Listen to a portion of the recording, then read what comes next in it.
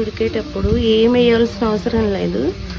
Eggs మొత్తం మునిగేలాగా water వేయాలి. ఉడికేటప్పుడు కొంచెం ఉప్పు వేయాలి. అస్సలు పగలవు.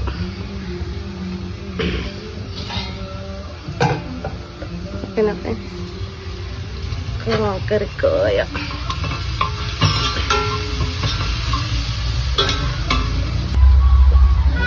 ఎగ్లోకి మసాలా అన్నమాట. ఇది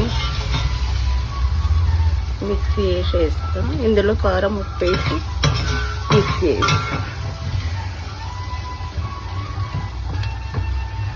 పులుసులు కొన్ని మామిడి ముక్కలు వేస్తున్నాం మసాలాలో.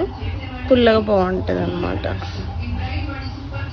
డిన్నర్ ఎగ్ పులుసు అంటే పిల్లలు కాకరకాయ సరిగ్గా తిన్నారు కదా, కాకరకాయ. ఓకేనా? మీరేం చేశారు డిన్నర్కి?